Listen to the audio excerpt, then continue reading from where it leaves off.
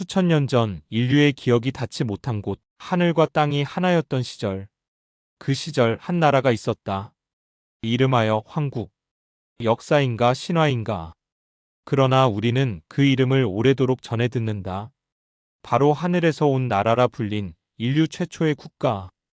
그곳에서 우리 민족의 이야기는 시작되었다. 황국은 지금의 만주 북부, 시베리아의 바이카로 부근에서 시작되었다고 한다. 그곳은 하늘과 가장 가까운 땅, 천신의 뜻을 받드는 성스러운 땅이었다. 환단고기에 따르면 황국은 무려 5만 년 전에 세워졌다고 전해진다. 이것은 단순한 숫자가 아니다. 문명이 하늘에서 시작되었다는 상징, 그리고 인간의 정신과 우주를 연결하는 통로였던 것이다. 이 나라를 세운 자, 이름하여 환인. 그는 누구인가? 동양의 옥황상제, 인도의 브라흐마, 그리고 북방 민족의 창세신을 모두 아우르는 하늘의 제왕이자 천재였다.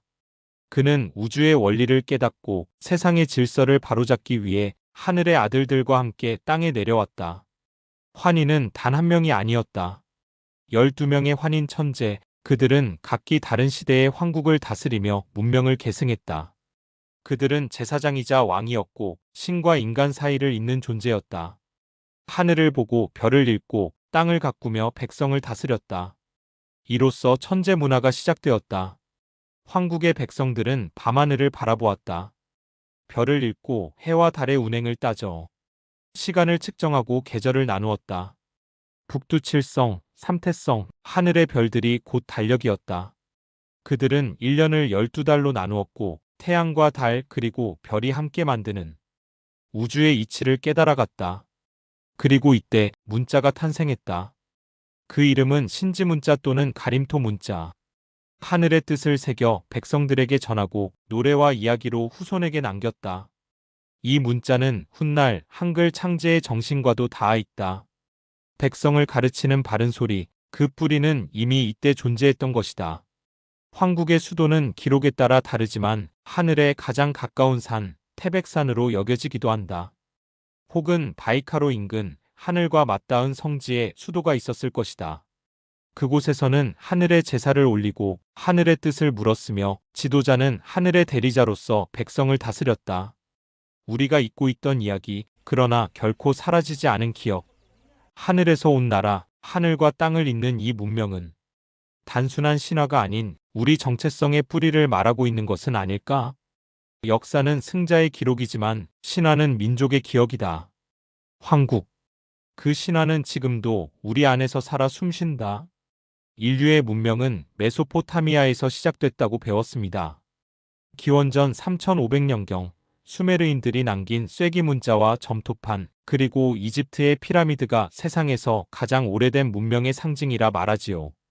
하지만 만약 그보다 수천 년 앞서 하늘의 뜻을 따르던 나라, 천손의 문명 황국이 있었다면 믿으시겠습니까? 1. 하늘에서 온 문명, 황국의 신비. 환단고기는 전합니다. 황국은 약 7000년 전 동북아시아 대륙 중심에서 시작된 인류 최초의 문명이라 했습니다. 그 나라는 단 하나의 왕조가 아니라 12명의 천재, 즉 환인들이 시대를 이어가며 다스린 연맹국이었죠. 그들은 하늘과 소통하며 별을 읽고 법을 세우고 글을 남겼다고 합니다. 하늘의 자손답게 그들의 통치는 단순한 지배가 아닌 우주의 질서를 본받는 정치였죠. 2. 신지의 문자 우림의 법. 문자를 만든 자 신지. 그는 황국의 재정과 천문, 역법, 언어까지 창조한 인물로 기록되어 있습니다. 그가 남긴 신지 문자는 일종의 상형 문자로 그 일부는 오늘날 홍산 문화의 유물에 새겨진 문양과 유사하다는 주장이 있죠. 또한 우림의 법이라 불리는 황국의 고대법은 백성을 하늘처럼 여겨 다스리고 정의와 조화를 따르라는 덕치의 이상 정치를 강조합니다. 이 법은 후일 단군 조선의 홍익인간 사상으로 이어졌다고도 하죠. 그리고 농사를 지은 자 환홍. 그는 하늘의 달력을 읽고 계절에 따라 곡식을 심고 거두는 법을 백성에게 전했습니다. 오늘날의 신농시 설화보다도 이른 시기 환홍의 농법은 천문학과 자연에 대한 깊은 이해를 바탕으로 한 것이었습니다. 단순히 씨를 뿌리는 것이 아니라 하늘의 뜻을 따라 자연과 조화를 이루는 농법, 이것이 바로 황국의 환웅이 남긴 유산이었습니다. 문명은 반드시 흔적을 남깁니다. 황국이 진짜 존재했다면 무엇이 그 유산일까요? 학자들은 그 실마리를 홍산 문명에서 찾고 있습니다. 기원전 4700년부터 존재했던 홍산 문명. 이곳에서는 놀라운 유물들이 쏟아졌습니다. 정교한 옥제 왕관, 하늘을 향해 제사하던 제단, 그리고 사람의 얼굴을 한 옥상까지. 무엇보다 눈에 띄는 것은 철보다 다루기 어려운 옥을 정밀하게 가공한 솜씨. 이 문명이 단순 수렵 부족이 아닌 계층과 제사 중심의 고도, 사회였음을 보여줍니다. 황국의 존재는 여전히 공식 역사학계의 인정을 받지 못한 이야기입니다. 하지만 홍산 문명에서 발견된 재정일치의 흔적, 옥기를 통한 위계 질서, 그리고 천신신앙 고대 여신상의 존재는 황국과의 연결 가능성을 제시합니다. 학문과 상상력이 만나는 경계에서 우리는 문명이란 무엇인가? 라는 질문을 던지게 됩니다. 그리고 그것을 기록하고 후세에 전하는 의지. 그렇다면 황국은 신화일까요? 아니면 잊혀진 문명의 이름일까요? 우리는 아직도 하늘에서 내려온 첫 번째 문명의 발자국을 찾고 있습니다. 황국. 그 이름은 신화로 남았지만 혹시 땅속 어딘가에서 그 흔적을 기다리고 있을지도 모릅니다. 3301년간 하늘을 다스린 자들 황국의 12완인 전설. 지금으로부터 9000년 전. 세상은 어둠과 혼돈의 시대였습니다. 그러나 그 어둠 속에서 하늘의 뜻을 이어받은 자들이 나타났습니다. 그들은 바로 12명의 환인. 하늘에서 내려온 자손들이었고 인류에게 문명이라는 불꽃을 안겨준 존재였습니다. 그들이 세운 나라는 황국. 신화보다 오래된 전설 속 최초의 나라였죠. 그 시작은 기원전 7197년. 제1대 환인, 안파견 환인이 하늘의 명을 받고 대지에 발을 딛습니다. 지금의 요하강 유역, 홍산 문화가 꼽힌 그곳이 황국의 중심이었습니다. 그리고 이 땅을 무려 3301년간 다스린 천재들이 있었으니 그들의 이름은 아직도 바람 속에 전해집니다. 제1대 안파견 환인. 문자, 달력, 천문을 창조하다. 하늘을 읽는 자, 문명의 불꽃을 피운 자. 제2대 유해 환인. 우림의 법을 세우고 신지 제도를 확립하다. 백성은 그의 법 아래 평화를 배웠습니다. 제3대 요원 환인.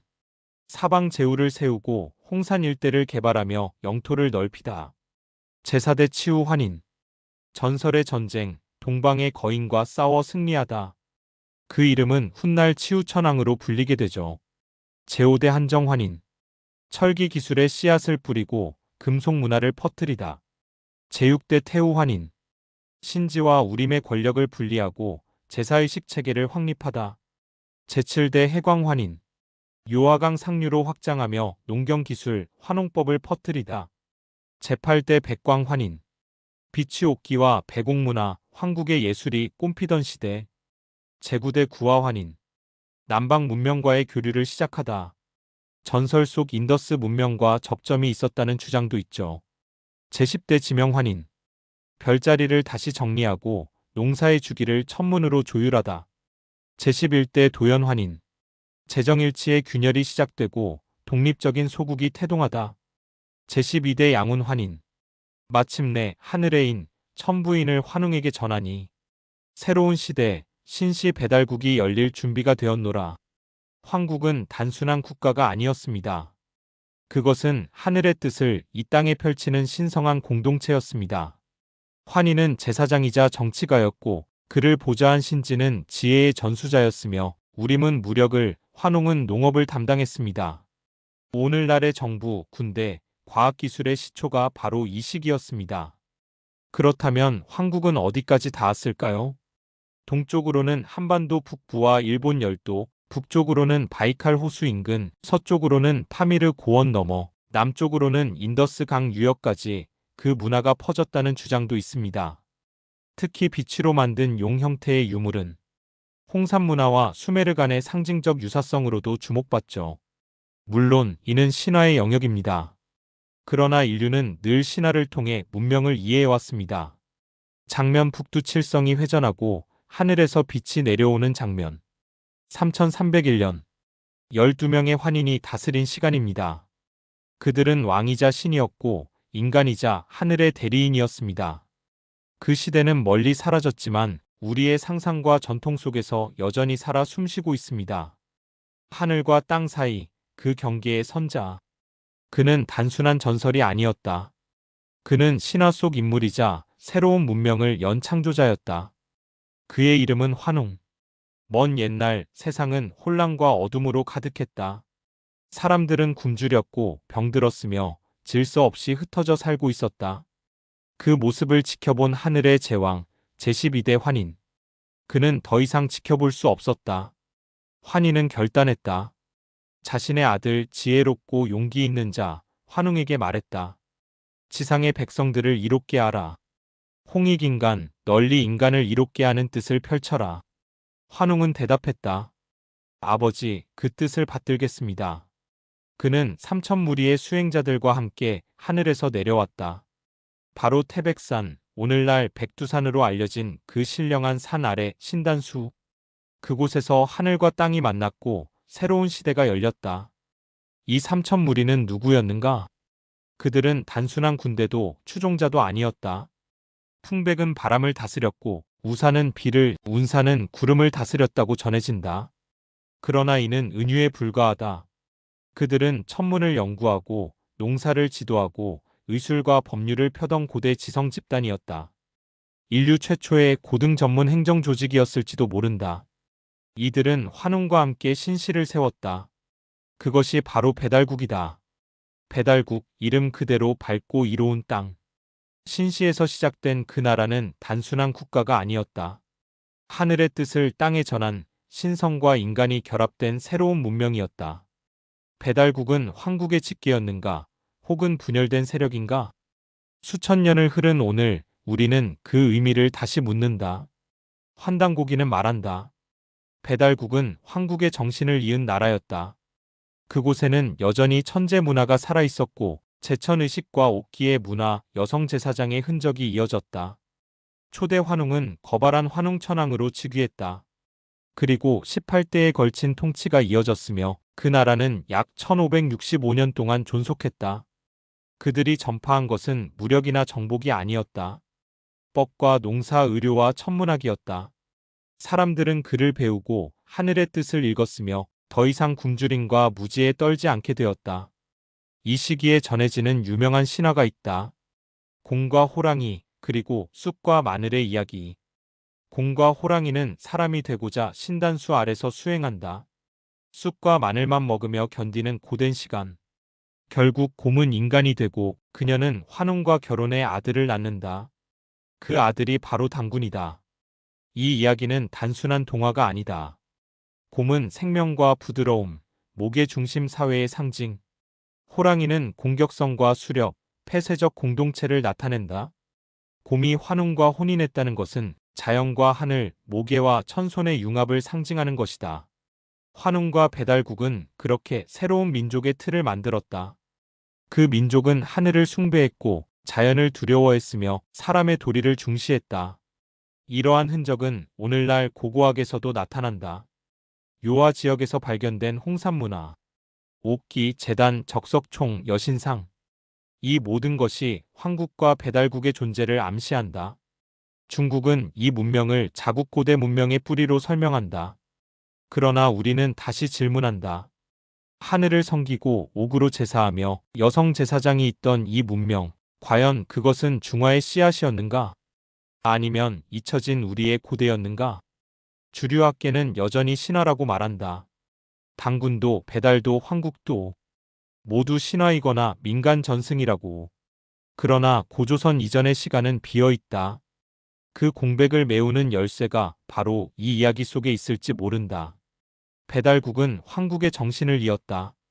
그리고 당군은 배달국의 마지막 천왕, 18대 환웅의 아들로 기록되어 있다. 이제 그는 고조선을 연다. 즉 황국 배달국 고조선. 그 계보는 단절이 아니라 흐름이었다.